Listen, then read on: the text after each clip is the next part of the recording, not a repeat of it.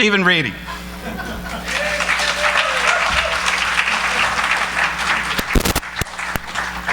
Hello. This is really cool because I love you guys. At least most of you. Some of you are new. Here's something really fun about tonight. We good? We good with audio? Okay. I'm like deep in the middle of the flu right now, so I'm going to be chugging some Pedialyte. But this is very functional because we're talking about making the invisible visible. So of course the invisible is what we're talking about, and the hard process of making it visible will be going from my mind through the flu into this microphone, into your minds. So yeah, as Dr. President said, I do filmmaking. We could be all fancy and name droppy some other time, but I've had the great pleasure of working for some really cool people and some really great things and some projects and stuff, so that's fun. But we're here to talk about philosophy, and that's important because I don't talk about filmmaking too much here. More so, I'm the guy who makes metaphors comparing the infinite mysteries to mundane objects like human digestion and stuff like that. I guess one could say I'm really all about the metaphors. That's the only way I know how to understand things. And that's what we're going to do today. We're going to compare filmmaking to the infinite mysteries. So let's start. First, what is a metaphor? It's a thing regarded as representative or symbolic of something else, especially something abstract. Well, nothing's more abstract than that which we cannot understand. The reason I love this so much is because generally if you could understand something very basic and you really understand the formulation of how that works, you could understand everything in nature, because nature seems to have a logic to it. The Hermetic axiom, as above, so below.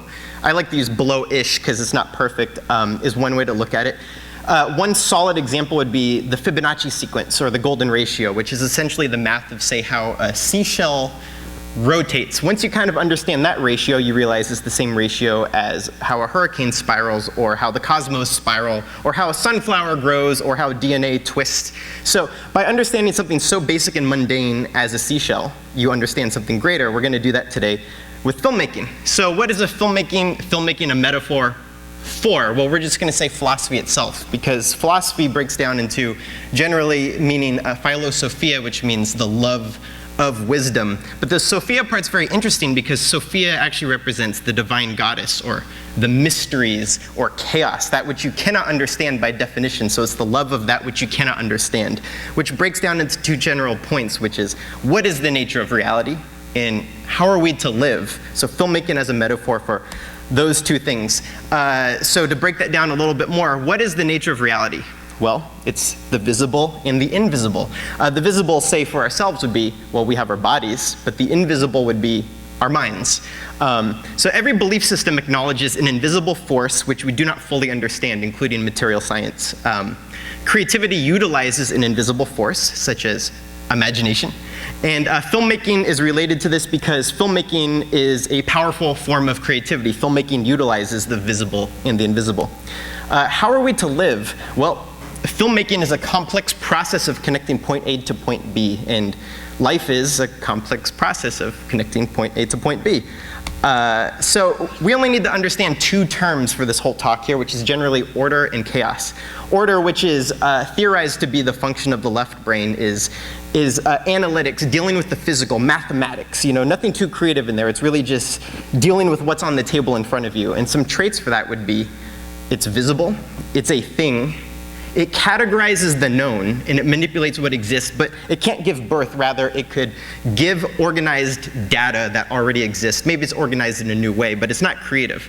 On the other end would be the right brain, which is theorized to be where the imagination is, and really the computer of the invisible, or it has the Wi-Fi password to the invisible. And we call that chaos, which could be defined as the invisible. If order is a thing, chaos is the no thing, or nothing. Where order categorizes the known, chaos is not yet known. It creates from nothing, and that's really hard to wrap your head around because we don't really understand nothing, but let's try to, and imagine it's a substance in which anything can be born, which brings us to the next thing, where order cannot give birth, it could only manipulate. Chaos can give birth to anything. And one great way to view chaos would be, tomorrow morning, we don't know what's going to happen, so tomorrow morning is chaos, as far as we know. It is the ultimate mystery of everything. So that's order and chaos. So we're gonna talk about filmmaking here, and let's pretend I'm a filmmaker, and I want to make a movie. So first, there's nothing. That's chaos. I don't even have an idea. I mean, there's infinite genres and ways to tell those genres, so I'm actually crippled by too many options. And then somehow, and this is mysterious and I don't know how, but an idea is born. So that's kind of like if I'm coming up with an idea, I go, I don't want to make a romantic movie, I want to make an action movie, I guess. It's still very chaotic, it's very vague, but I go, yeah, I want to make an action movie. Well, I need to densify that down, I need to order that a little bit more to understand it. So I begin mentally and emotionally shaping it. It's like, I think it should kind of be like this. I think maybe there should be martial arts, and I feel like it should be energetic and happy. So now there's a little more order to it. It's still very hard to talk about, but at this point I've crafted it in my mind, and I love it. And it's down, once I love it enough, I go, I want to make this happen. So what do you do when you love something and you want to make it happen? Well, you send it to hell. So let's define hell for a second. Hell would be leaving the realm of the instant. Every process we just talked about in those previous steps are instant in my mind. One great way to put it is, here's some empty space here. Envision, now there's a tree. Okay, boom, there's a tree. Now envision that tree turns into an orange ball. Now envision it's a green ball. Now envision it's a whale. You could just do that because that's the realm of imagination. There was no time and space involved in walking that tree in from the car or the truck or from Home Depot. So once you enter the realm of the physical, you're entering time and space. And the reason we have our friend Kronos here on both sides is because Kronos means time. And time is also called Saturn. This painting is often referred to as Saturn. Why do they call it that? Well, once upon a time, when people would look out into the stars, the farthest planet they could see with their naked eye was Saturn.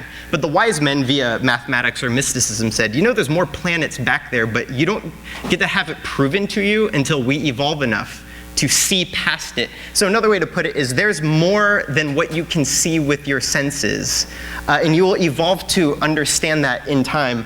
But until then, Saturn is the line, and after Saturn, or time and space, there's more than you could handle with your senses. That does exist, and you will understand it someday, maybe, but underneath Saturn is the physical, time and space. Now, what's very fun is Christopher Nolan, in the movie Interstellar, kind of played with this idea. There's a wormhole that transcends time and space right past Saturn. Similarly, Stanley Kubrick in 2001: A Space Odyssey wanted to have the wormhole that transcends time and space past Saturn, but at the last minute they made it Jupiter because the special effects couldn't make the rings of Saturn look very good. But generally, okay, there's the symbolism of Saturn or Kronos, and you know, Kronos eats his child because he is Father Time and the Grim Reaper. Another way to put it is, when you're born into the realm of time, you will not get out alive. Time will give birth to you, but time will consume you, okay? At least physically. So another way to put time and space very easily is it is the realm of obstacles, or at least more obstacles than that which exists in your mind. And the thing about obstacles is you have to outgrow them. But the thing about growing is that growth hurts.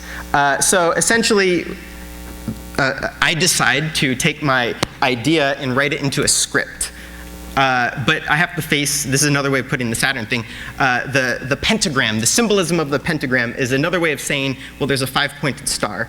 The bottom 4 points underneath the man would be the material, which is the space of space and time. Earth, wind, fire, water are the 4 elements of space. And then time, up, down, left, and right are the 4 elements of time. So those are the 4 elements of this world of obstacles. And of course, there's mind on top of it in the upright logo here, which is a way of saying mind is the boss of matter, or the invisible is the boss of the visible. But what's so tricky about suddenly bringing something like an idea down to the physical realm is there's a lot of obstacles here, such as space and time, and when the pentagram is upside down, it's another way of saying mind is under matter. Mind is slave to the physical or slave to time, which is, if you want to remodel your house, you're going to learn this. You need permits. Or in my case right now, as I talk to you, the matter is saying, hey dude, you have a 102-degree fever. Why are you standing here? And I go, because I want to talk about this. Mind is over matter right now. Okay, cool. So now we're in the realm of physical shaping. We're writing a script. Now, in my mind, everything's perfect. My idea is perfect. oh, I have the script totally figured out, but the second I go to put pen to paper to make the invisible visible, it's difficult.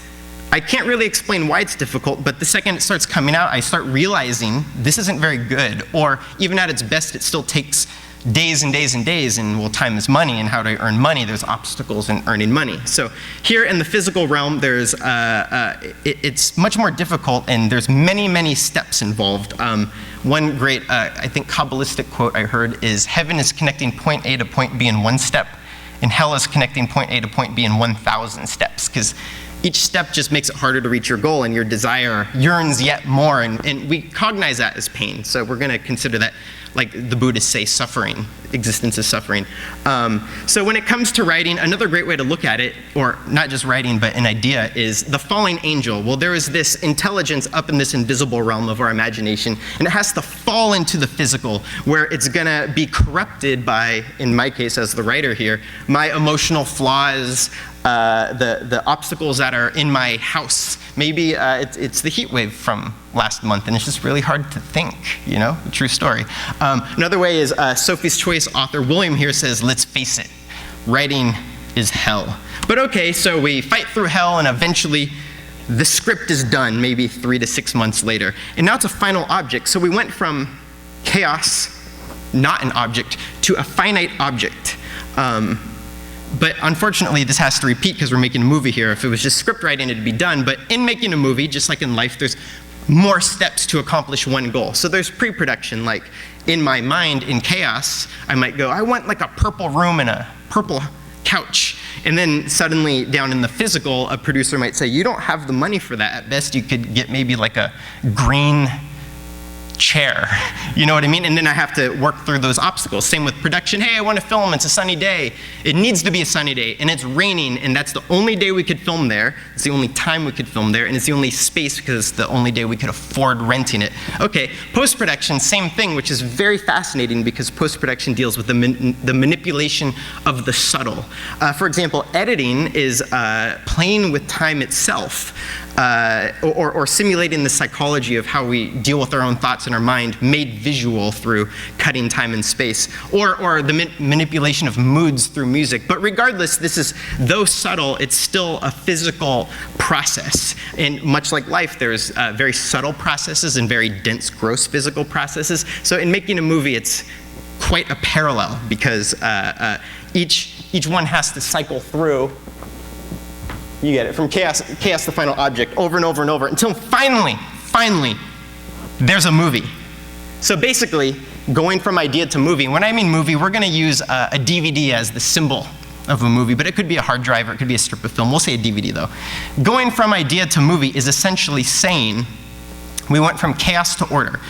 Nothing, that which does not exist, and there's no way to cognize what it is. In each step it goes down, it orders slightly more and more, and of course it crosses that threshold of hell, of the physical, until finally it's so ordered, it can't be ordered anymore. Well, what is it? It's a DVD. What's it made out of? Plastic. What category should I put it in? The action section. What category of that? The martial arts action section, right? So from extreme nothing to extreme order. It also went from invisible to visible. Of course, the imagination is not seen as far as I know. In each step it goes down, it becomes a little bit more possible to make visual. So maybe in the realm of mental and emotional shaping, we'll have storyboards. And then in the physical, we're actually beginning to build it, or at least we have plans on how to build it. And of course, the final object, well, boom, here it is. It's a DVD. You can see it. It's also a way of going from unconscious to conscious, because before I had my idea, it existed somewhere unknown to myself, my unconscious, and then it spit out of there and we shaped it down from there. So each step, once again, is going down more towards consciousness until you, me, and everyone could go, it's a DVD. You could consciously interpret that without any vagary. This is a fun one. It essentially went from subjective, only I could understand it. And there's no way to share it. I share what's in my mind with you guys until it goes down through these processes. In fact, in its early stages, it's before language, as if language is a technology that only exists in one type of sharing. So maybe when an idea is born, I could use language to go, it's kind of like, I guess, it's hard to explain, but I guess it's like an action movie, and then it goes down to mental, emotional shaping. It's like, it feels like, and it's kind of like, right? Well, once it's in physical, it's a script. That's where language works. We can actually use words to describe what it's going to be. So that's the realm of language, the physical shaping. But then it goes one step below language to completely objective. It's just an object. So then you need specialized equipment like a DVD player to actually access it, because the DVD doesn't talk to you. So from subjective to objective, from above language to below language. It went from instantly malleable, as we played with, like, hey, there's a whale, now there's a ball. There was no suffering involved in that. All the way down to the final object. Well, if we had the DVD, if we wanted to be any more malleable with it, we'd actually break it. And generally, a movie is a movie. It's done, unless, of course, you're George Lucas, who for a while there couldn't let go of changing his completed project. Originally, it was out of time and space. We went through that. Well, then now it's directly a slave to time and space. Well, how long is the movie? It is 100 minutes, and that's it. It's defined and categorized and cannot be categorized anymore, which, here we go, impossible to categorize down the categorized. This is really cool. We're not talking about gender when we talk about feminine and masculine, but the attributes of the energies, or the divine feminine to the divine masculine is one way to put it. Well, chaos is considered feminine because it can give birth to anything, where the masculine can only give organized data, okay? So from feminine to masculine, which is what many belief systems say about creation itself. Everything we just discussed, such as material science. Well, first there's nothing. Then there's a big bang. Well, that's the idea being born. And it's in there's subtle attributes floating around in a pre-gaseous form, and then it densifies and densifies until soon structural formations in the physical are being smushed together, and then it gets more complex, it cools down, and then soon we have denser and denser elements, and then we have Earth. So we went from nothing to Earth. Well, the tree of life, which we see in Kabbalah, Hermetic sciences, Thelema, Masonry, etc., says the same thing. You have Keter up at the top, which is the portal to the infinite. So boom, an idea comes out of there, and you see on the right side here, it gets formed down these different layers, from the archetype layer, down to the creative layer, down to the formative, and then finally down to Malkuth, which is Earth itself. So essentially this is a funnel. The idea spits out of Keter and then just forms itself, and then all of its formations down these three levels, from subtle to gross, is boom, here in the physical. And they say this is how the universe was created, how thoughts work in ourselves. It's generally one of those micro-macro super ratios, like the Fibonacci sequence that we're talking about earlier. In Buddhism, they have the same thing. We go from absolute consciousness down to subtle formations, down to that which can be perceived, to sensations, to form. And then, of course, in the chakra systems, this is a similar parallel, because the crown chakra, which is violet, is at the top, and that's considered to deal with the subtle, to be a computer or a receptor of the subtle realm, that which we cannot see. And you go all the way down, and you have the root chakra, which is considered base. It's animalistic, because animals are generally an earthly intelligence that only think, in basic instincts of how to survive in the physical, like eat and mate, right? And what's very interesting about this is the root chakra is red, and if you went an octave below it, it would actually permeate matter, because it would be outside of our octave of existence. And that radiation we could actually detect. It would be called infrared. Its energy is so low, it permeates matter as we know it. But of course, the violet at the top is kind of the same thing, where the energy is so fast and so subtle and talking so much above that which we can perceive, that it also permeates matter. That's the radiation we call ultraviolet. So once again, we go from subtle and high energy down to dense and low energy. Theosophy, which pulls from Eastern traditions, talks a lot about this as well. They have the monadic ray, which is sort of like an everything power, and it gets diluted more and more down through the Atma, the Buddhi, the higher and lower manas, which is the mind, all the way down to the physical. Same thing. But Theosophy actually has a great way to put this, which is, well, chaos. Since it's infinite energy, it's the highest life energy.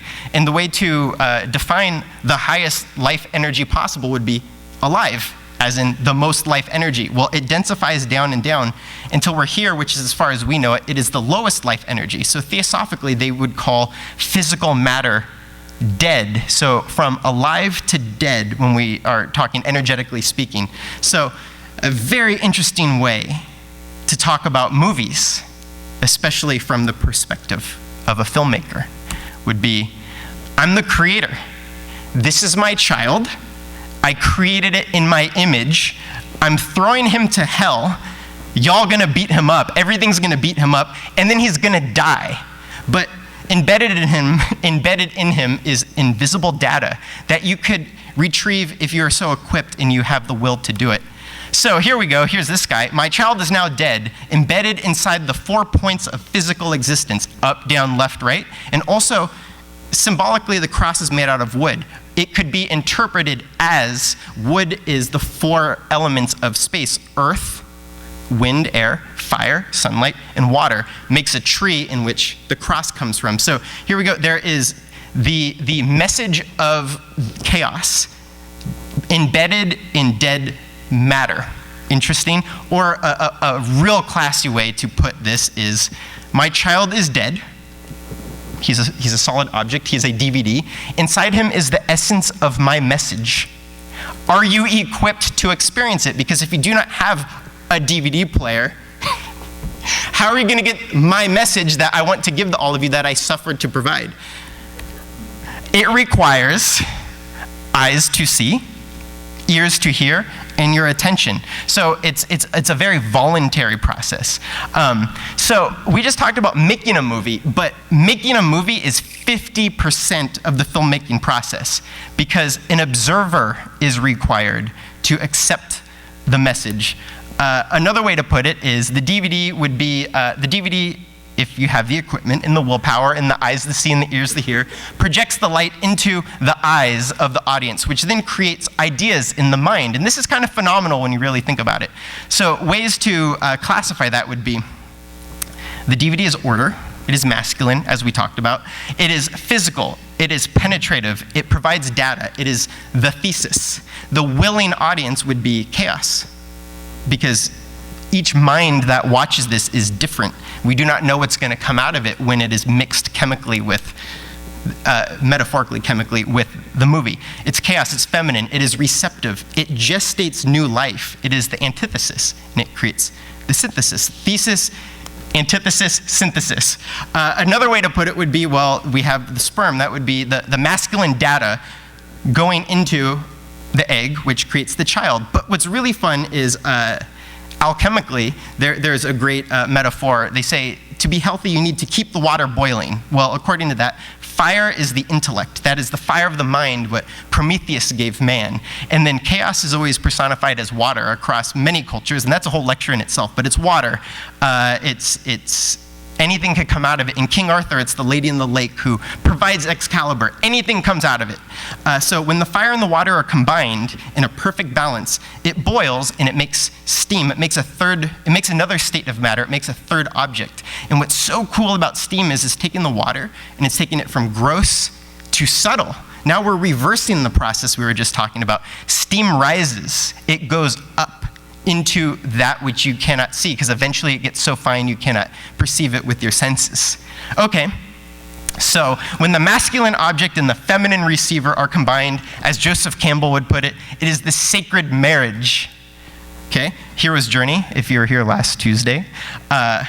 So essentially what we're doing is now, through the sacred marriage, if that happens, then we're taking the final object, the DVD, and we're gonna get more subtle. So in the mind of the audience then, there's physical shaping. Well, physical, we're going to use logic as physical because that's still a left brain.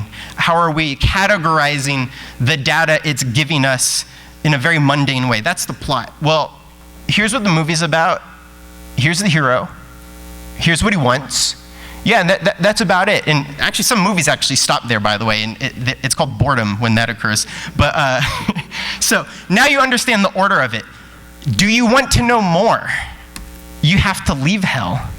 And leaving hell is just as tough, if not tougher, than entering hell. The gatekeepers of hell will beat your ass as you try and leave. So what does that mean, though? Leaving hell involves threatening to break your ordered categories, because we're about to enter the realm of emotion, and you might not like that. You have to participate in that. Let's say this movie, and I know this audience very well, let's say this movie is about why Trump is the awesomest guy ever. and the best president in the universe. People might go, I don't need this. I don't want this right now. Or what if the movie is just very emotional? What if it's about, violence in Las Vegas? It's like, I don't want those emotions touched right now. Or maybe there's trapped emotions you do not want to experience. So you might not allow yourself, you might turn off the movie or actually just shut down a part of yourself so you don't feel this, because it hurts, because it's a growing process, or it's a movement process. And sometimes movement might, push yucky things in your subconscious that you don't want to feel. And the gatekeeper of hell, that's him right there, is the ego. The ego doesn't want you to leave. Essentially, as you go into the emotional realm, he's like, I don't want to listen to new worldviews. I don't want to feel new feelings. But if you so allow it, you start mentally and emotionally shaping the movie. Now, here's what's so crazy. A movie is flashing lights on a screen, and somehow emotions come out of it. Like, that's the fucking craziest. It's flashing lights on a screen. So it's not the movie that's creating emotions. The movie is more like the plot is creating a structure. It's a little bit of order. It's like a cup. And then the audience member, if they so decide to, and if it resonates well, will fill the cup with their own water. And what is the water? It's chaos. So they fill it with their own emotions. And a great way to view this would be horror movies, the Tao of horror movies. So what's the categories of a horror movie? Well, category 1, it's a horror movie, and that means it's going to be scary. Category 2, early in the movie, you got scared. It was a jump scare. And, okay, so it's like that. That's what I am to expect. So later in the movie, the camera looks down a dark hallway, and nobody even says anything. It's just you have this structure, you have this order of what will probably happen. So you psychologically project the future onto the chaos, and it becomes real. You start creating the adrenaline or the cortisol or whatnot, envisioning what might be down the hall. Now, less effective movies might have a character go, there might be something scary in the hall. But if you're a master like a David Lynch, where you provide just enough order to make it make kind of sense and enough space to let the audience fill it in, and uses the tools of, say, music to kind of coax, like, hey, this is where you should be pouring your emotional chaos, your personal emotions into this, then it's a really good home run, because now the audience is the writer of this. You are the writer of the movie, if it's good. So you're mentally and emotionally shaping it yourself. And what's in that hallway? Well, personally, this is funny. I'm scared of aliens, so there's probably an alien down in the hallway, but someone else might be Bigfoot or a ghost or whatever. So you're mentally and emotionally shaping this, and then soon enough, by the time the movie is done, an idea is born. Well, I think that's called a moral of the story, or what's the message? What's the movie about, like, beyond plot? And here's what's so cool about an idea being born. It's unique to yourself, but let's define it real quick. An idea is a suggestion as to a possible course of action. And I forgot who said this originally. I heard it first from Jon Favreau, but I think he was quoting Hitchcock, who was quoting someone else. I couldn't find it, though. But there's only 2 types of movies. By the end, there's do this and there's don't do this, right? Even like Wolf of Wall Street, which is a movie of how cool it is to be a jerk, ends with don't do this, right? So do this or don't do this, AKA a simulation of how to face chaos. And there could be the argument, well, do simulations have the same weight as real experience? And that's hard to say. Probably not, but I wouldn't do heroin after watching Requiem for a Dream. Y'all seen that? Yeah, okay, so, or, just propaganda in general. So it's a simulation of how to face chaos, which we could define as knowledge. And knowledge is power. Well, how do you define power? It is connecting point A to point B. And that is the power to master hell.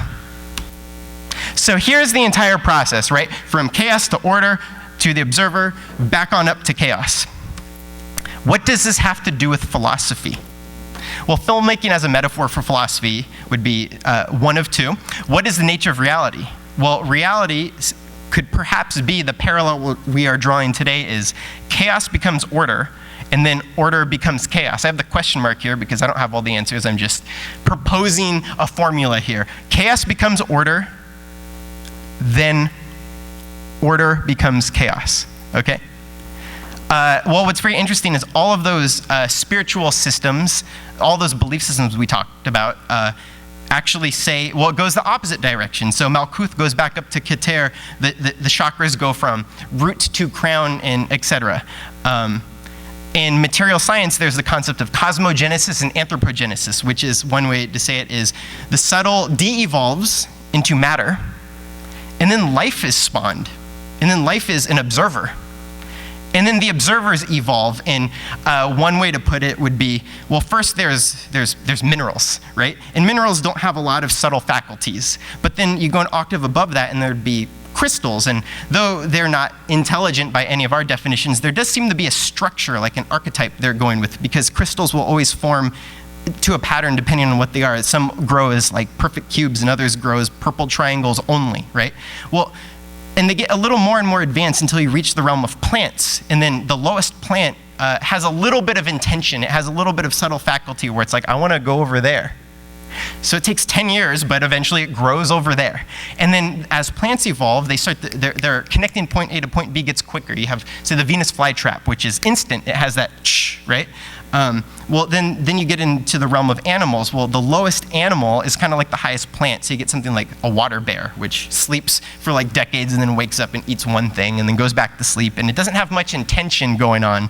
But as animals evolve, we get to the level of dogs and dolphins and monkeys and cats and stuff. And they actually have a little bit of they have some creative faculty. They're able to connect point A to point B quickly. They have a learning mechanism built inside of them. And the highest animal is kind of like the lowest human when you go one octave above. And I know dogs that are smarter than some people that I know and could problem solve a little bit better. Well, then you go up the human spectrum, and then if you want to go higher for the belief systems that have something above human, well, the highest human would be like that subtle invisible entity like angels or whatever. But essentially, back into what we know, human evolution, or evolution itself, seems to be faculties becoming more powerful in the subtle, as in the mind gets more powerful. So it's as if the dense is becoming more subtle.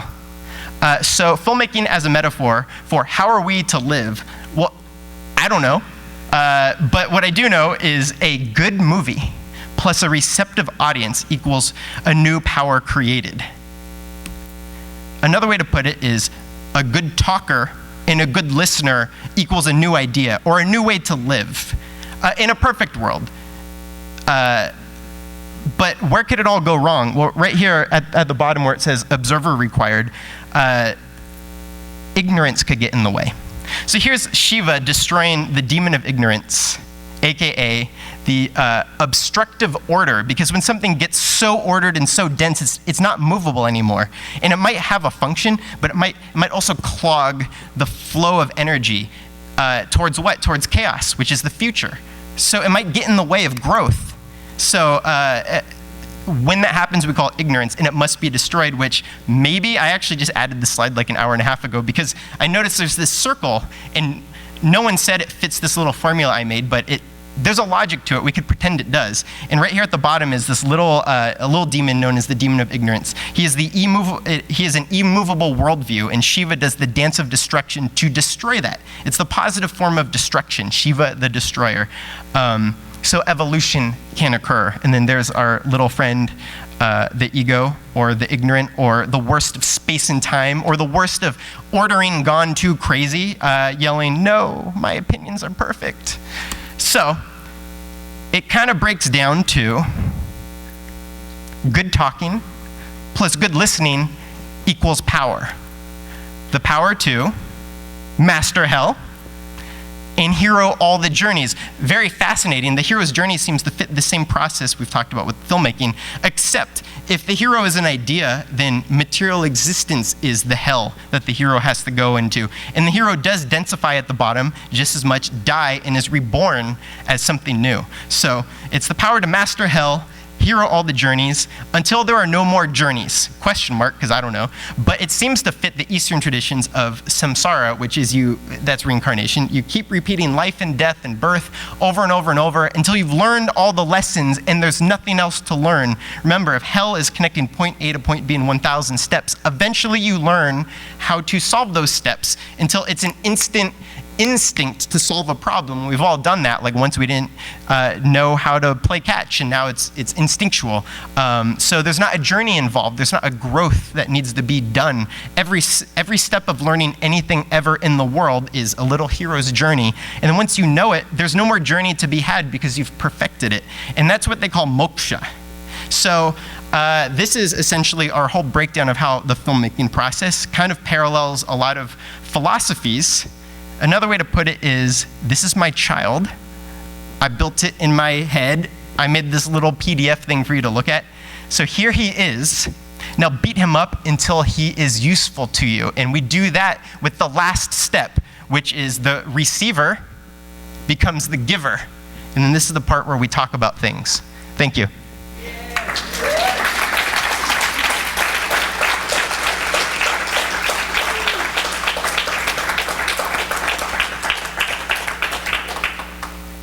All right, what you guys got? Who's your favorite film master? What is that from? Uh-oh. Well, which, if you had to put a vault together of 5 DVDs that represent us into the next sphere.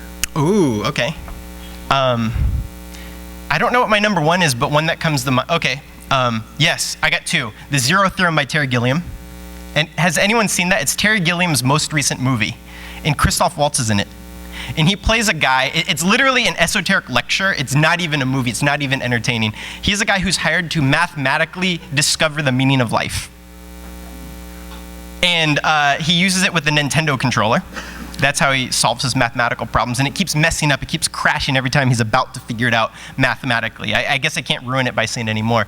Another one would be Jodorowsky's The Holy Mountain, which is sort of like a weird carnival way of looking at all of the belief systems and the journey up to the mountain. And the Holy Mountain metaphor is all religions and belief systems, including atheism, are at the bottom of a mountain, and everyone can kind of see the truth from their perspective. And some people can see more of the top of the mountain, which is the truth. But there might be trees in the way for some people, clouds in the way. Some people might see more of this and less of that, and they all go, this is what it is. I've seen it. But the only people who actually know it are the ones who climb to the top, which is really, really hard to do. And that's what the movie's about, actually. Told in a really wacky, crazy, surreal way. It's not for everyone. But those two are good. Oh, Gravity. Gravity is a great one. You guys seen Gravity? Alfonso Cuarón, Sandra Bullock. Dude, check this one out. All right, so that's an esoteric metaphor, like intentionally. Essentially, she's up in space. She has no will to live. She's suicidal. And she gives up. She doesn't even want to fight the chaos that's happening around her. And what is it? Her name is Ryan Stone. And George Clooney's character's name is Polish for the blacksmith. So through his advice, which teaches her to not give up on living, it's as if it's that whole blacksmithing metaphor. He transmutes her, and then she re-enters Earth and is dropped into the primordial waters, and then she swims up, and then she stands, and she has a will to live, and she's happy, and you know what I mean? So it's like this perfect, it's this process, like as a really cool, it's the most minimalistic movie I think possible, actually, and it's just rad, you know? There's 3, I don't know. What do you got? Oh, yeah. Baptized and she's going to watch so she's going through that of water, she resurfaces. She's gone through the hell of her best, and she's like finger chopped off, and she comes out of the ocean. Nice, very good. What else? Mother. Got an F on Cinema Score. It's made like $2 so far. That's such a good, pure. Who has seen Mother? Raise your hand. All right, 30%. Okay, cool. Do you all like it? It's okay. Okay, cool. It's very different. It's a complete. I won't ruin anything, but the house is a living thing. It has a heart and it has blood and everything, and it's a husband and a wife in the house, and it's. One way to put it is what happens when the husband, the masculine, maybe gets too self-involved or stops listening to her, the inspiration, the imagination, or lets bad people in. And that's all I'll say. That's kind of the setup. You just have to see it or not. Yeah. What about that movie, Antichrist? I like that movie, and I don't know how to make sense of it. How about you? Well, I don't know. I think it's interesting because I feel like, yeah, I feel like with all these charts and stuff, I don't know. Like I'm kind of into weird fiction and like I don't like. I feel like there's kind of an interesting balance to having things be organized in these terms. You know, by actually just allowing things to not make sense or not, like, you know, just chaos from beginning to end, and then just like as an observer or something. Because I feel like as humans, our intention usually is like our goals are really to like to try to like control things and stuff. So I don't know. The reason I like that film was I was like, it really challenges the mind to not try to make sense all the time and like not draw correlations with everything. And so I think it's important sometimes to remind your brain that like it's okay to also not constantly make correlations and constantly try to put things together and shit. You know what I mean? Sometimes it's not really what you think. Absolutely. Well, I mean, maybe you guys out there could help chime in on this, but the mind is often considered in spiritual practices to be very finite and hit a ceiling, and we have more capacities and intelligence is above the mind, but I don't know if we're scared or control freaks. It's like, no, everything has to make sense all the time. Although with Antichrist, what's really cool is they build two really great characters, Willem Dafoe and I forgot the actress's name. But it's like they're going through marital problems because of a tragedy, and then like chaos goes. So it's like it's not a screensaver. It's not just images happening. It's like it walks such a tightrope. And if you like it, I loved it. At least the mood gets through. The mental and emotional shaping hits you. And there was a Twin Peaks panel here a month ago, and Twin Peaks, especially season 3, is just so good at like, here's enough order. You kind of know what's happening, and you definitely know the characters. And weird stuff's going to happen. It's going to be entertaining because it's well made and the mood is good. And then all of us here, we just started going like, oh, this means that and this means this. And we don't know. We just pretend because we all make patterns out of things, I guess. That's what the masculine mind gone crazy, though. Maybe we order things too much. Yeah, like to behold the mystery. You know? Right. And like I was really struck by that in watching David Lynch talk about the origin of that character Bob. Yeah, tell us about it. Okay, well, I guess Bob was just some weird looking dude that was his light. He did lights or something. Yeah, he was like a set deck guy. He was a set tech guy. What happened was they were doing a scene where the mom, I guess, was freaking out, and he was and there was a mirror in the shot, and he was in the mirror. So she's freaking out, but you see in the shot a reflection of creepy ass light man Bob, you know. And then David Lynch saw it as this beautiful, inspirational, chaotic moment, and then incorporated it into the whole thing, and then it kind of like became this integral part of how the film or the show was revealing itself to him. And so I thought that was like really interesting, you know. Absolutely. And David Lynch, when he talks about the creative process, he's huge on meditation, right? So he meditates every day, and he says he wrote a book, Catching the Big Fish. Yeah. And it's essentially, he goes like, I meditate and my ideas like come out of the unconscious, and, you know, young fans will be like, well, there's the collective unconscious, and, you know, we're all actually part of this one internet, and we only speak in, I guess, that realm of the ideas born, which is the archetypes, and we pull from there, and it makes sense later, or maybe it never needs to make sense. You know what's funny about Antichrist is, remember what the fox says? Chaos reigns. I could pretend to dissect that movie with chaos and the feminine and all that stuff, but I don't know. Lars von Trier was asked about it, and he goes, I don't know. Interesting, man, because like when I was watching that movie, like the creepiest part of that film to me was that long shot just on the forest moving and the moons moving, and I was like, oh my god, the evil entropy of the universe is just constant. You know what I mean? I was just like, we're just like stupid idiots running around trying to understand. Well, you're a Lovecraft guy, so what are how do you, Shoggoths? Shoggoths? Yeah, Shoggoths, yeah. They were created by the great or the elder thing. But aren't those sort of like primordial matter goo creatures that like Don't they turn into what you fear or something like that? No, I don't know. I don't think so. Oh, interesting. I got my Lovecraft wrong. No, Okay. it's all right. Yeah, but, Oh.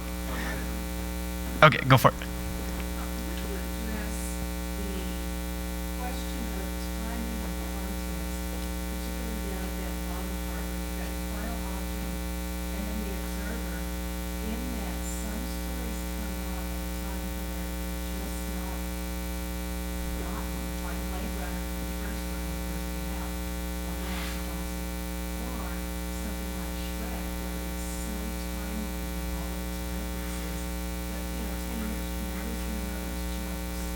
So how important is the context that we're providing?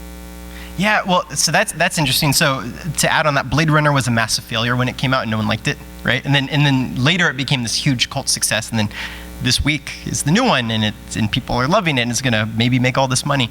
Yeah, I guess that's know your audience, and this is such a conundrum for myself when I'm a creative person to go, well, I know what I'm saying is important, but will anyone care or understand it or like it? And maybe that's the business part of the art industry, if you so choose. Because remember, in hell, in the physical, there's things you need to move forward, and that would be like money or marketing or things like that. Well, a great way to put it, and I don't know the quote, but Dr. President, maybe you know this: hero's journey. Something about if it's in alignment with society, you will get all the rewards. Do you have that memorized? The hero's journey quote? Okay, well, it's something to the effect, and I guess just look this up. But in the Hero with a Thousand Faces, there's a quote about if something like the elixir that you're giving, or if your journey is in alignment with society's needs at that space and time, you will be showered with rewards. That might be a total butchering of it, but that's the essence of it. So I guess it's to choose, is it for now or is it for later? And there's a lot of esoteric traditions that I believe even Kabbalah, they're like, this might not make complete sense until like hundreds of years from now. So let's just keep it on the down low until like the year 2000, and then maybe people will be evolved as such to understand it. Or same with that Saturn metaphor of like, trust us, there's planets beyond Saturn. Y'all will evolve enough to know for a fact there are planets beyond Saturn. Well, that it might be the same with messages, but then is that smart to do it from a material sense? I guess that's up to the creator and up to the willing audience. It's the willing part. How long copyright lasts? Oh, right. How long does a copyright last? 100 years? 97 years? It's going to go, Disney, Mickey Mouse is about to be under test again, so Interesting. copyright started 14 years with 14. Man, life would be different. 14 years. What do you got? One thing is, I was wondering if you heard like the first two films, and I didn't catch the names of the films. Oh, yeah. I got The Zero Theorem by Terry Gilliam. And it's Christoph Waltz. It was made a little after Inglourious Bastards, when Christoph Waltz was like, hey, I'm the best actor ever and you've never heard of me, And then The Holy Mountain by Alejandro Jodorowsky, who's a very interesting guy because he's 87. He just had a movie come out like 2 months ago. But he's actually a psychologist, and he uses tarot cards to do Freudian psychology.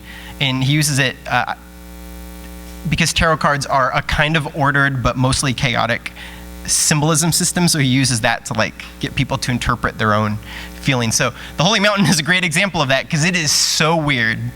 But if you look for the order is very, very, very there. Yeah. And then I guess I was wondering why you consider that change from mental emotional shaping to physical shaping. How, like, I mean, in a way, for me, I thought of it as incarnating, taking something that's not incarnated and incarnating, which, you can use souls or whatever, because that's what we have done.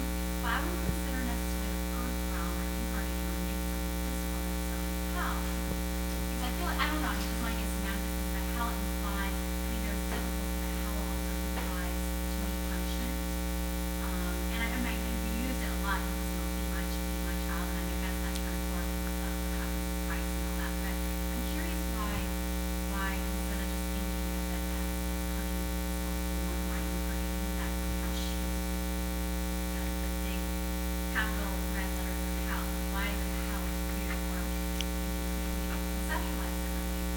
because I'm super over dramatic. No, that's like a classic. That's like an archetype.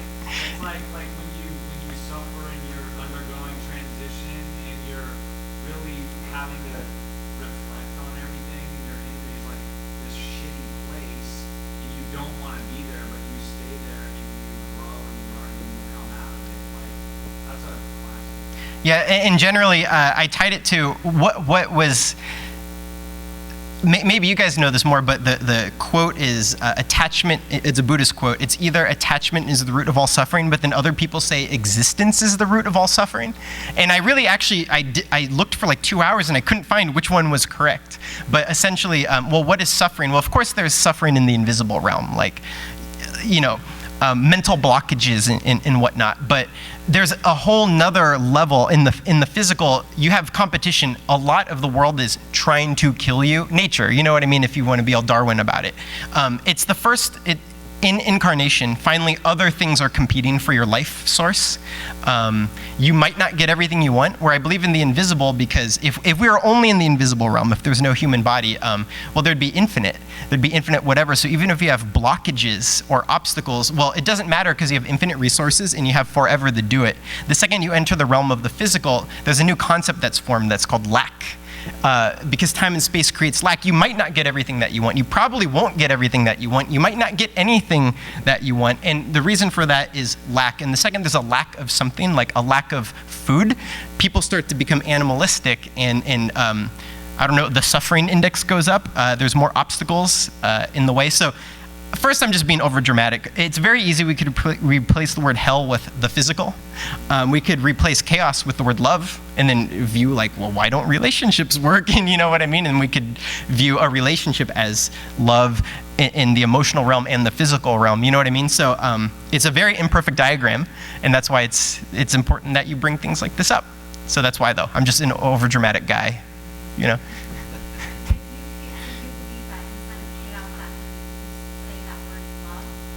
Absolutely. Well,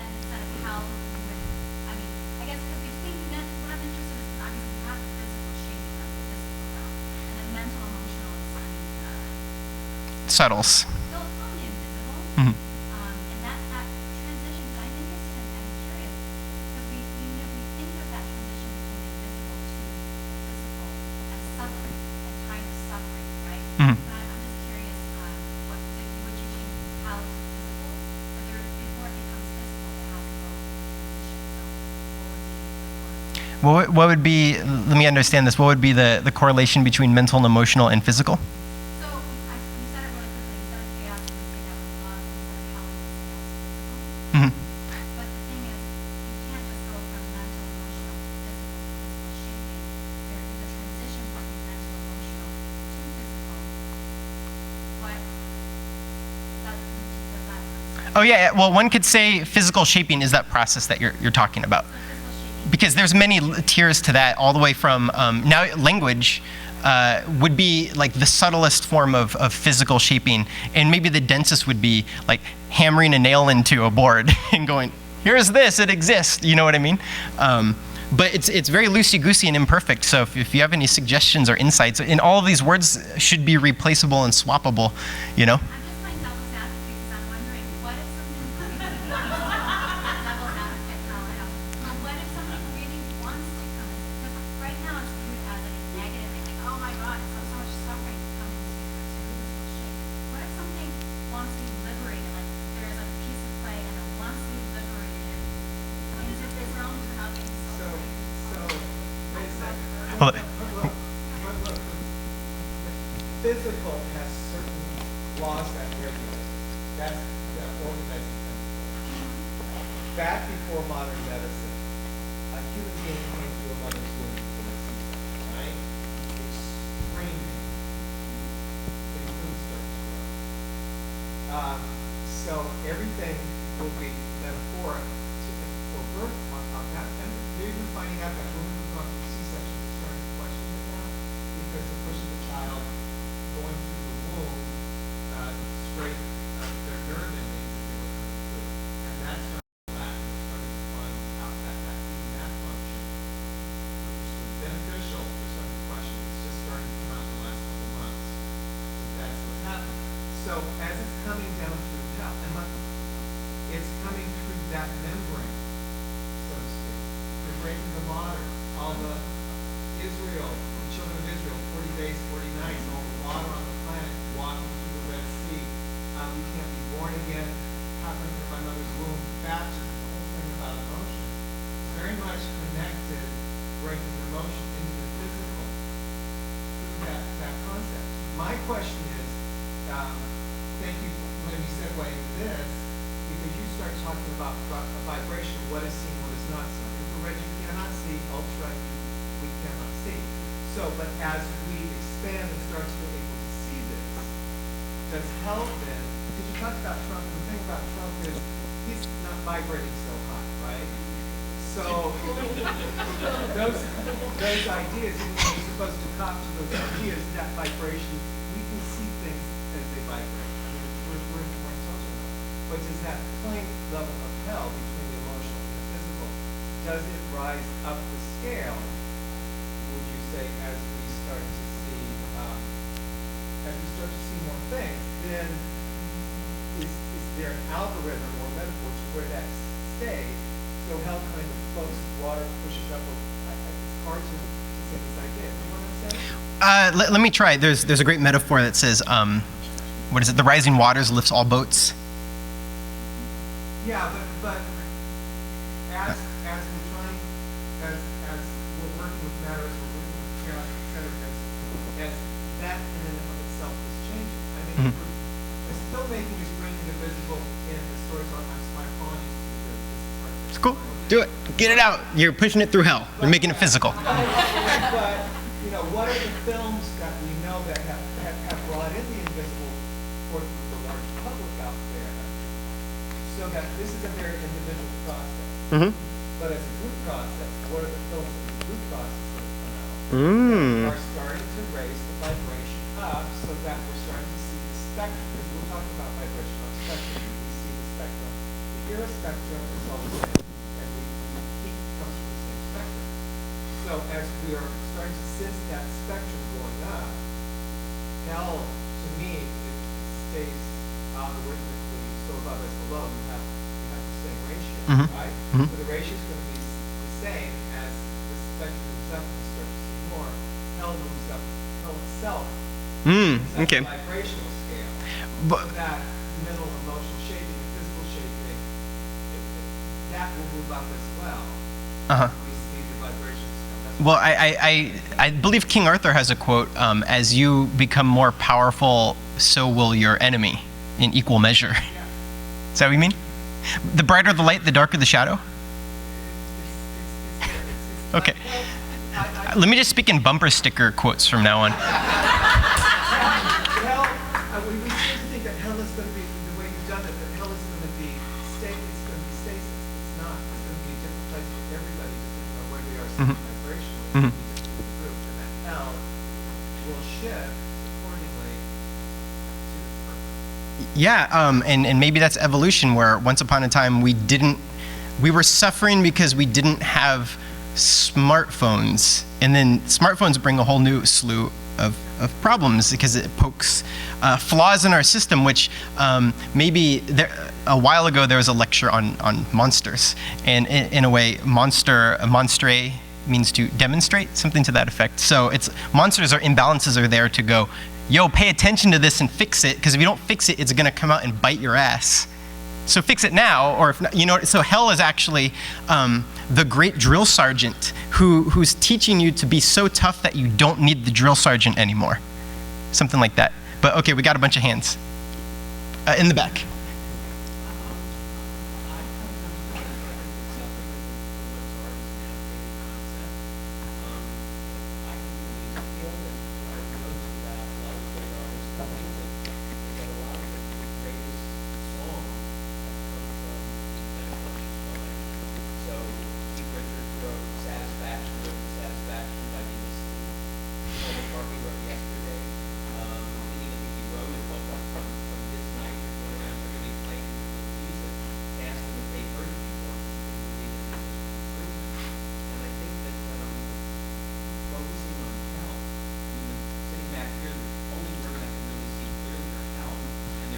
highlight part. And it's very Judeo-Christian, and to me, very, it's very much like where Trump is at. We're kind of burning out the old way of being that no longer serves us well.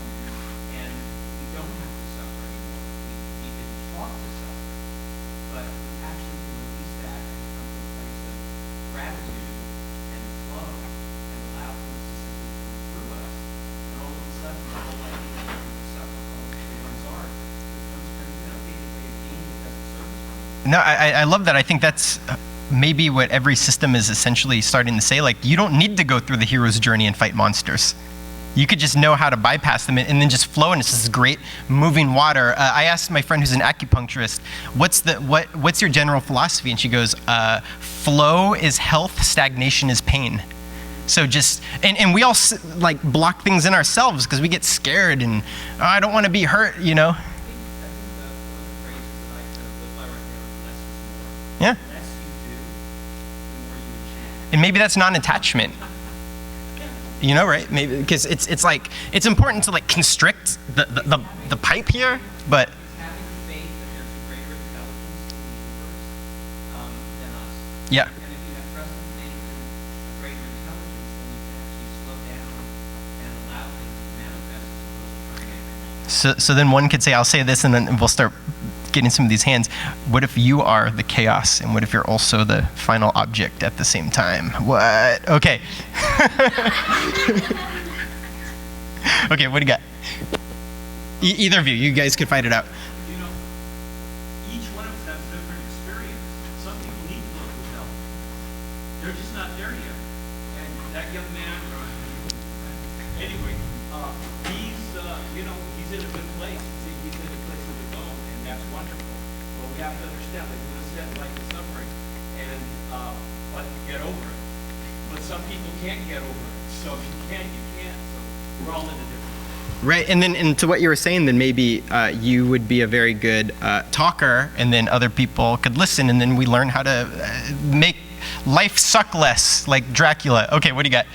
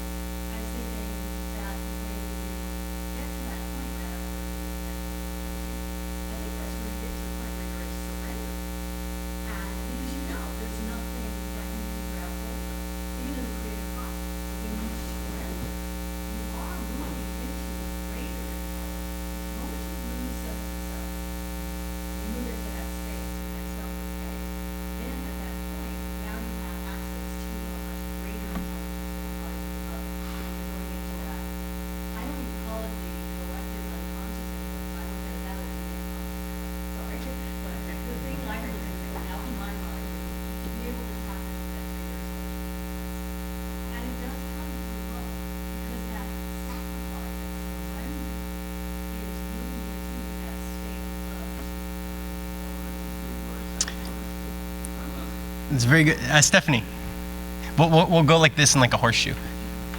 So you're good. You're gonna say the best thing. We'll build anticipation. Okay. I think one of the most important aspects on this is to realize that when I myself am moving from chaos to the final object, that goal has to be really clear. Because in order to make it through hell, I have to keep in mind why I'm going through it. And at the end of the day, once you have your final object, you don't know whether there's going to be an observer to participate in that whole process. And it's in like the cycle aspect of it that then creates its own hell.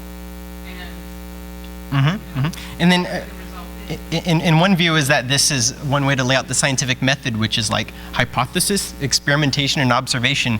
So sometimes you might be the observer, So you go, maybe I'm going to try this with my week. Maybe I'll wake up at 6 a.m. and see what happens. And then after a week, you're like, I'm tired all the time. I don't want to do that anymore. You know what I mean? That kind of thing. So, but very good. I mean, that's just one sliver of infinite slivers. Mario. Yeah, when I first saw that you put hell right there in the diagram, I thought that was totally cool. But the way that I interpreted hell in general, the way that I thought that you saw it was that what you do is you make the idea a prisoner to the present. Okay. If that makes sense. Right? It becomes like a prisoner to time, if you will, right? Because the mental emotional shaping is outside of time, right? Yes. But when it goes through hell, what you're doing is you're surrendering it to time. So if you are in time, you are suffering, because existence is suffering, right? But Entropy. But you are surrendering it to time. Yes. So it's both a process of surrendering to maybe a higher thing and suffering. You see, I think the two can coexist, right? I think it's a paradoxical thing. You see, the main thing is to realize that it is going from outside of time to inside of time. Right? Yes, absolutely. That's how I interpreted hell. And that's why we defined with the chronos, just time and space, you know. And once you're inside the realm of the physical, there's a law called entropy, which is everything is falling apart. Which falling apart equals suffering, unless you're really enlightened and you're down with that memento mori quote, which is remember you will die, which brings you strength and humility if you view it that way. You know what I mean? So there's a way to not view it as hell. Maybe it just, let's replace the word hell with game. And then that makes it fun, right? Okay, who's next? Boom. Just kind of building off all these great comments, going back to the film, I wonder if you had any thoughts on VR filmmaking. Because it kind of muddies maybe a little bit this diagram of the receiver and generator, maybe distorts it, maybe unifies it, I don't know. Absolutely. Well, this is very interesting. I'm not really a Bible scholar, a Catholic Bible scholar, but someone once told me if you track it, it goes from God does all the work, and at the end, all the responsibility is on man. So right now, movies are this great balance, I'd say 50-50 of like filmmaker and audience. Now, VR or video games, the reason I didn't go there is because there are tools that the creator gives the audience, and the creator, in this case, knows more than the audience. Editing, cinematography, all these things, where to show what and when.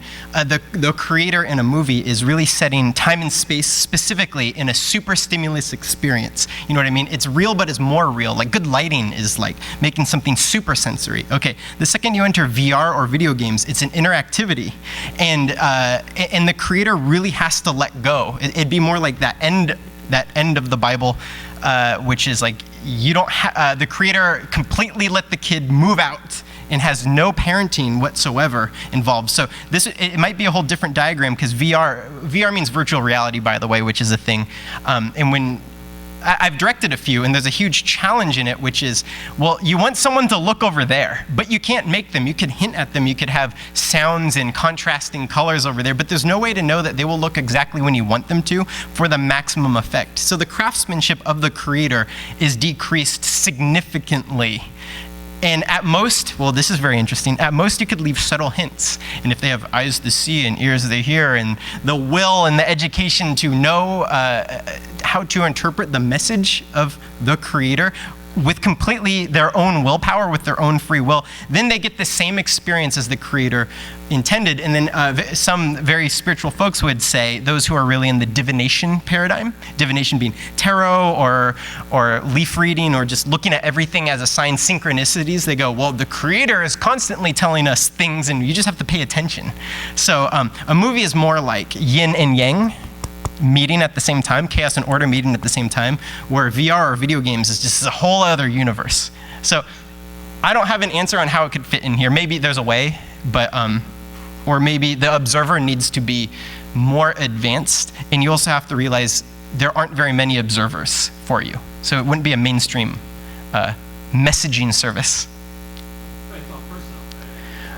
Like, kind of going on your own journey, like your own film, making your own choices. Yeah, well, imagine in a movie, a great power is, say, fast editing. It really brings you this like chaos, this energy. I shouldn't use the word chaos like that. This crazy energy that like fries your brain and you kind of feel like whoa, or like a push-in or a close-up. Those do things to you, you know what I mean? Or the editing itself, which they say simulates psychology. Walter Murch says this in the book In the Blink of an Eye.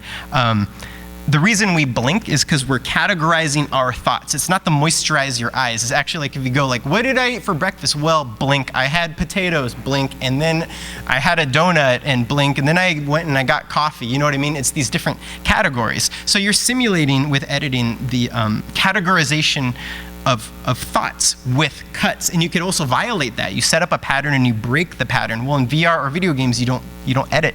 I mean, I guess you can, but the whole point is you're really there and you can look around everywhere, up and down, and you know what I mean? So the creator has like 5 to 10% say in the experience, and you just hope the observer is educated enough to read the creator's mind, I guess. So. You choose like to not go through that, right? You choose not to go through the cave and just go back to like, somewhere safe. Yeah, well, in the case of a movie, you could just not see the movie, and what if you would have liked that movie? Then you don't get that cool thing you wanted. But in the case of a conversation, maybe if you had the conversation with someone you very much disagree with, you might come out with wisdom. So engaging in that sacred marriage, even with someone you hate, you might get something that will help you forever. And also, it might not. And the Bhagavad Gita says discernment is one of the most important things to do. So, but to have the strength to let in every idea and go, this will not be part of me. You know what I mean? That seems good. Instead of just going, no, I will not hear things that I don't agree with, or I will not look at scary things. It's like, well, but the world is made of scary things. Monsters, hell, you know? Anyway, Charles, what you got? I think maybe it's more if you put in your alchemy somehow, that process taking shape. But that's just a suggestion. I wanted to address the comment about less is more. I think that Paul McCartney suffered sometimes. Seen from the popular Facebook. So he had to get to the point where we have to, even 10,000. Okay, there it is. So now the lab looks like even anyone could do it at the time, and you'll get this. Okay, so is that not a bit of suffering, or is that just it's less boring and a little less boring. I think you want it to be suffering. We've all been indoctrinated with suffering. Yeah. Challenges can be there, but that reinforces the way we've all been growing up. And it doesn't, it's kind of outdated. It's like, we want that to be reality, and it is. Okay, that it doesn't have to be. We're still based on the love. So then why is hell? That goes back to the. It's just an archetypical symbol. That goes back. Words have power, dude. That is hell. That goes. Yeah, but you're assuming that it means Judeo-Christian. It goes back to the Buddhist quote that was opened with. In the Buddhist quote, I don't know exactly, but at the beginning of the road less traveled, he quotes the Buddhist teacher saying, all life is chop wood and carry water. Once you stop fighting as chop wood and carry water, you'll be fine.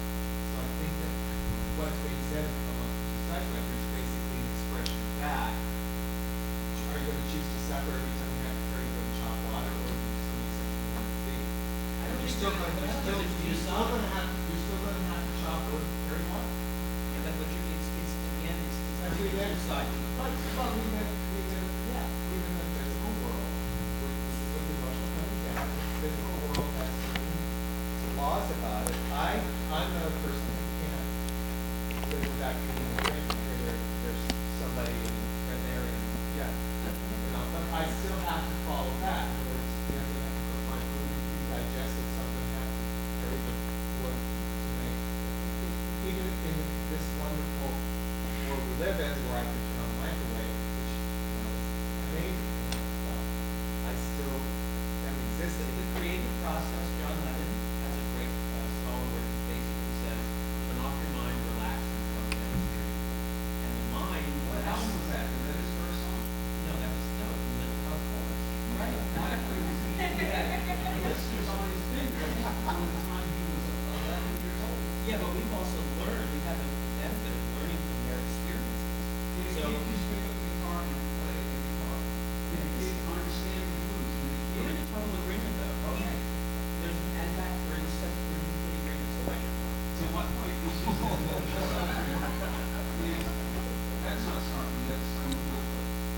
didn't mean that.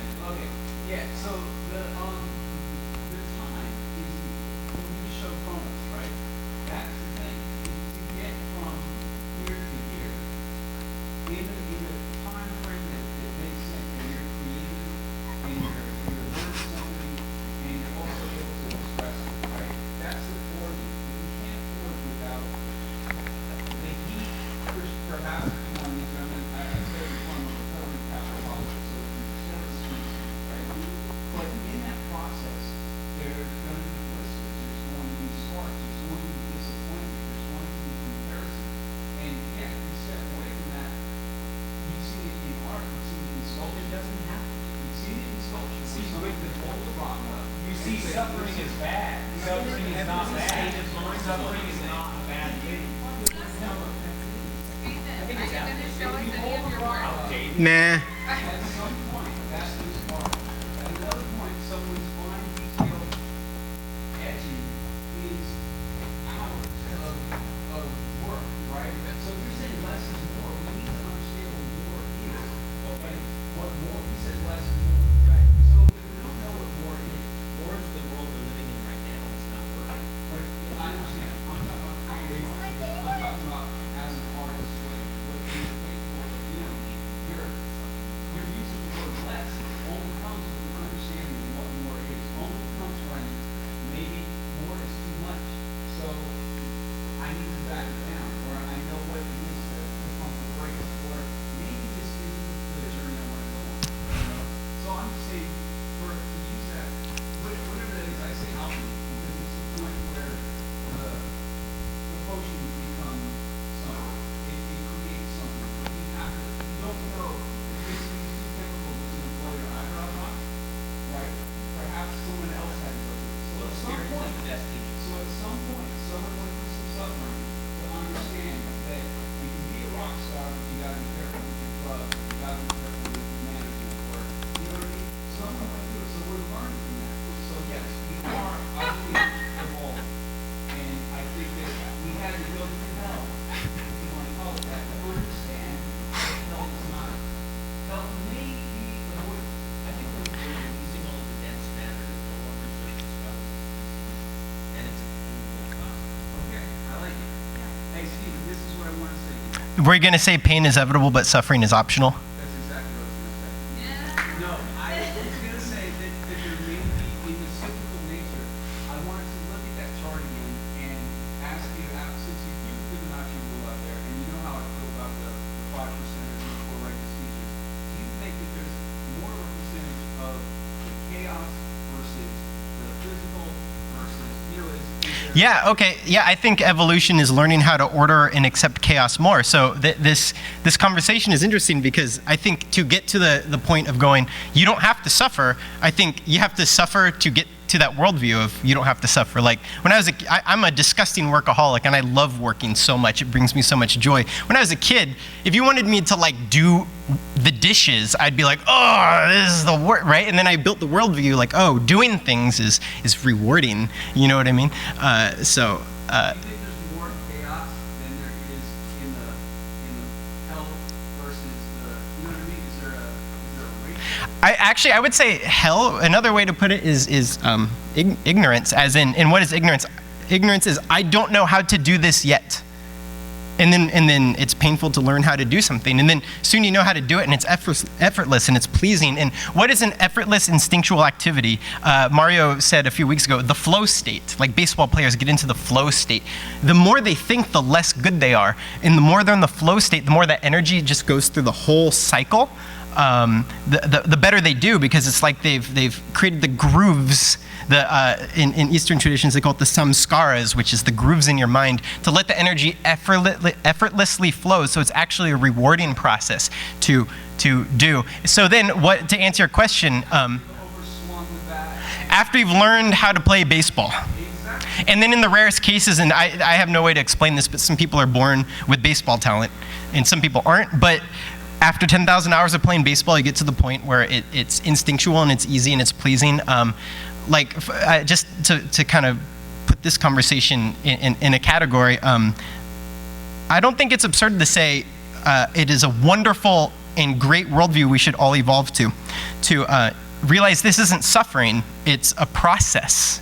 And there's ups and downs in the process. Just like life isn't about being happy all the time, it's a process of evolving, and thus there's this balance of stuff that happens. And you could categorize, hell might be the realm of the ego where you categorize an experience as this is bad, this is good. Well, no, in this process right now, this is an obstacle to what I want. You know, you have food poisoning, the obstacle is you're throwing up and there's pain, right? But it's just a process of overcoming it. You know what I mean? So I guess, once again, as we said, pain is inevitable, suffering is optional, which supposedly Buddha didn't say, but Murakami did say, according to Lord Google. Emily, were you raising your hand earlier? I wanted to bring up something that may be a little bit beyond my reach to explain, but That's why we're here. yeah. When you get into observer required, I wanted to address satire. Yep. In the sense that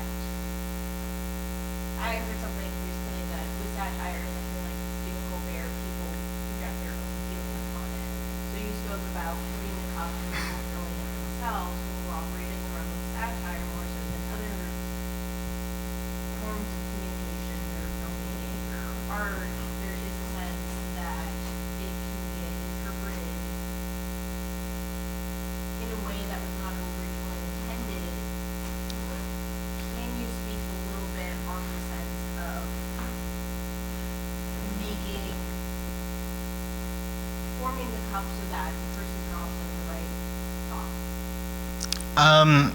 That's a good question. Anytime I've seen a movie that's too much telling you what to feel, like, one way to put it is I've seen bad movies where there's a scene where like a husband and a wife are there and like, I don't know, the husband's dying.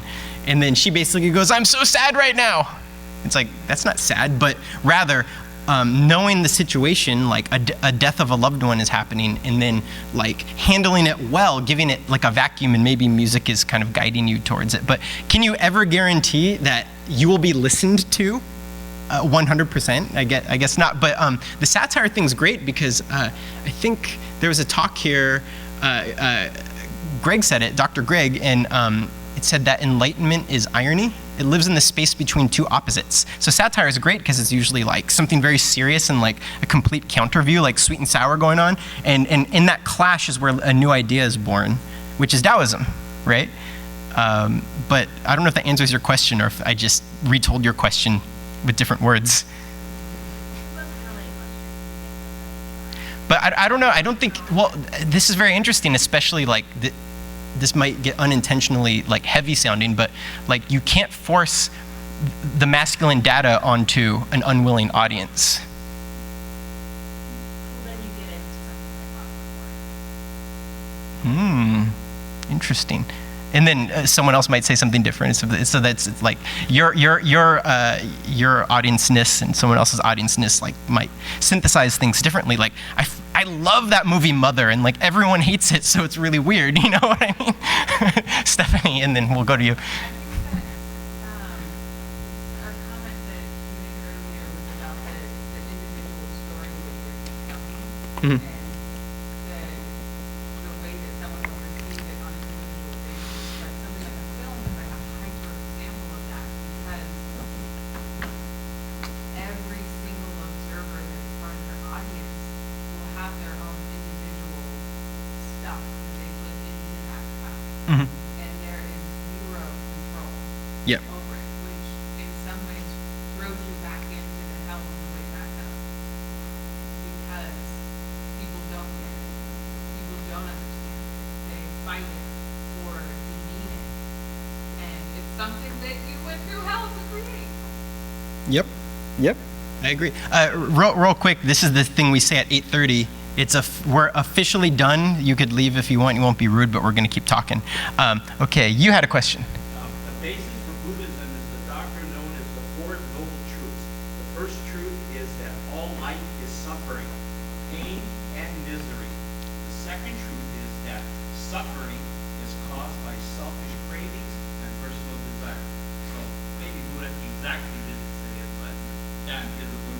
Oh, very good. Okay, so Skinner, what do you got? Well, all right. The thing is that acceptance and understanding and like just accepting things is what eases suffering. So it's like attachments. It's like when you lose $5. It's like the sooner that you can just accept that $5 is gone, the sooner you can get over the suffering of the blow of losing $5.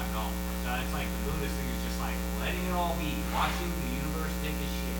There it is. Donald Trump's the president. It's all shit. You know what I mean? And so it's really difficult. You know what I mean? And I think that it's like a complex issue. And I think it's like saying stuff like, it's outdated. Suffering's outdated is like not taking into account like how much, how difficult and strange it is to be alive. You know what I mean?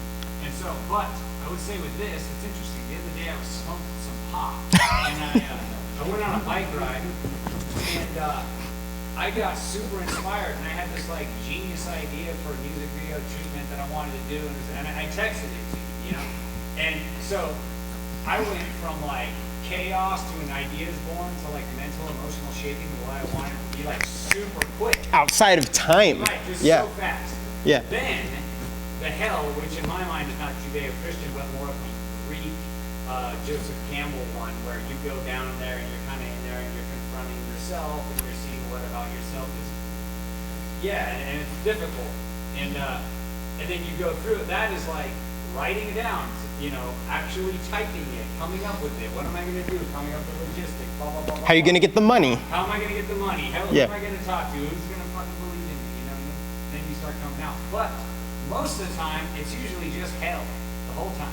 It's just like, I got an idea, shit, and because, like Picasso would say, like you have to find, inspiration has to find you at the canvas. So like, even if I'm not really feeling it, I'm kind of tired and cranky, I'll just sit down, listen to some music and start drawing and drawing and writing and writing and writing. And what happens is it generates itself. It starts to come, you know what I mean? And so even though I do understand philosophically like less is more in certain aspects, I would say that if you're kind of like a professional or if you want to dedicate your life to the conjuration of ideas and thoughts and feelings and stuff, like you actually have to be at the easel, quote unquote, the easel frequently. And so that's usually like being in hell frequently. But I don't see it as a negative thing. I see it as like a positive thing because you become sort of this like polydimensional existing, conjuring, sort of weird wizard person. And then and then if you have time, you find somebody to give you money. I didn't even want to go into it, but they say, the tarot cards. It's the journey of the fool, and the fool is up. He's zero. Zero is chaos, and he falls into manifestation, and then, and his whole journey is to become like the sun, where he no longer needs to take, he only gives, because there's no more obstacles. And a great way I've seen this process that you've talked about, and this is another way to look at hell. Hell might just be, well, let's imagine this is a pipe. And water is chaos, and chaos is power, and that's imagination. And in the perfect world, when you instinctually understand a process, the water just flows through it effortlessly, and you're always coming up with amazing new things, and you feel good about it. Well, then what happens when the pipe gets clogged, which it naturally does with mineral residue or just whatever? Well, okay, so if you're scared or if there's just a clog for whatever reason, and maybe that's what psychology is for, to unclog things, the great metaphor, this is one of my favorites. If there's a clog anywhere on this process, well, it becomes stagnant water. And what does stagnant water become? Disease. It loses all of its life-giving properties. It attracts parasites like mosquito larvae and viruses, and the only things that could exist in it are things that hurt you, right? And then inevitably, there's so much pressure it will break through, and then that's just a lot of yuckiness flooding your life. You know what I mean? So one way to view hell could just be the inappropriate constriction of the waters of chaos, right? So but we have to learn how, because also if we just let chaos flow too much with no order, it's kind of like you want to eat soup but you have no bowl, so you just throw it on the floor, and then that's useless. Actually, it's worse than useless. It's created a problem. You know what I mean? And one way to put it is order is often like the soldier who only takes orders and can't think for himself, and chaos is often like the hippiest of the hippies, where it's like, I don't even believe in like money or food, man, and they die, you know, because they're not following the rules of physical existence. But then the soldier is trapped in his own little world and can't budge when like new worldviews show up. Can't be an engine of himself. So it's kind of like somehow rationalizing the two, which I believe is Taoism in its essence. You know what I mean? What you got? Yeah, I was thinking about this creativity and whether one challenge, whether it's I left kind of a normal life to do creative things many years ago, and I've done a lot of creative things. I love what I bring me the greatest happiness in life. So my first thought was that creativity isn't really painful, it feels great. But then I did think there is one thing about it. Like, a lot of times when you do creativity, since you're kind of like reaching up and getting an idea from someone, it's kind of isolated. It's like, it's almost like kind of like shamanic. You're like finding this thing. So if you're Martin Scorsese or something, you're making films, like it's super awesome and creating this thing. It's a great joy. But you're also like kind of helpful about something. It's like you're not really one of the many that time. There's like sort of a pain for that. Yeah. You mean Lonely at the Top? We were talking about John Lennon, remember? He's like, thinks no one in this industry is see the fire of Moses. He's isolated. And then he wrote songs about isolation. It's like that part of you that just makes you like different from everyone else while you're like reaching into this creative area. It's like it's kind of Mhm. Well, they say, Kabbalists say desire is the engine of all existence, and I guess we more or less set our own desires. If the physical setting our desires, that's called an addiction, and that's something we don't want to deal with. But you set your own desires, thus you project your own meaning into things. Because if you are let's say you're a painter and you don't need money for whatever reason, you just never need money, you have all the money you need, then maybe just painting and not showing anyone is the definition of happiness for you, and then thus you've achieved happiness. But if you desire more, then there's the ups and downs that come with like if you do or don't achieve that desire. And spiritual systems say a lot about desire, like desire is suffering and stuff, right? I don't have the quotes exactly in my brain as my brain slowly runs out of Pedialyte to run off of. But does anyone know anything about desire and how we shouldn't desire things, yet desire is the engine of existence? Oh, you got... What was the we are prisoners of our own desires. Hell yeah. Thank you very much. Thank you. What you got? First of all, thank you, and thank you for adding the audience as part of the process. I've seen and heard a lot of film lectures and even through myself, and it's very refreshing to see that. That's where the magic happens. Yeah, well, it's kind of why you do it and see the result. I've noticed this before in a trinity, I guess, artist, and artifact. That art, the archetypal notion of art would be the chaos, the artifact, the art object would be the final object. And then artist is kind of two extremes. It's the artist, the art maker artist, who reaches up into the chaos, grabs this, and then forces it, forties it, takes it, smashes it, smashes it into some form, and then they can pass away or do whatever, but then the artist again is resurrected in the art observer who sees the art. And that can have a whole process of emotional release as well.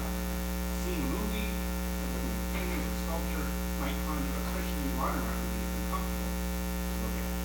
But in doing so, you look at yourself, you look at your world, and you come up with new ideas. So very, very cool, and I like how you cycle back through that with this new idea, you work with an idea. That is added into the cosmos. The upward spiral. Right. You know, in making this, I started like tripping myself out with impossible questions that made me all dizzy. Like, okay, like what are we? Are we the creator? Are we the observer? Are we the art itself? And if we're the art itself, who made us? You know, that kind of thing. And it just like I actually wanted to make slides to ask those questions, and I like couldn't fathom. I couldn't bring it into hell. I couldn't figure out how. You know what I mean? But like, what are we? And if we are the art who made us and who's observing us, or for the observer, what, you know what I mean? It's like shower thoughts. What? You can't really separate that out from the art. Yeah. Object, because there's no part to get it in there, but out of that, you can experience of art. Thank you very much. I look forward to your course on, what's your course called coming up? Cinema of Transformation, coming soon. Okay, who else had their hands up? About desire and suffering, but without desire you can't create. So just when everything has a duality in both the high and the divine and the ego, it's just a matter of that process. You just have to learn to balance both and know where it's coming from. As you create, there is a duality, and that duality doesn't have a duality. The duality doesn't have a duality. There's different ranges. Or, for every shadow, the darker the shadow, the light. Brighter light, darker the shadow. That light is wisdom. From that wisdom, you master life. So just what we do is we desire, but it becomes ego, it becomes soul, or the higher purpose, your mission, your Yeah. passion. But Yeah. you have to have desire to create. So, but the journey into balancing the duality of all of the different manifestations into the feminine and masculine, and the lower aspect and the higher aspect, the lower aspect and higher aspect.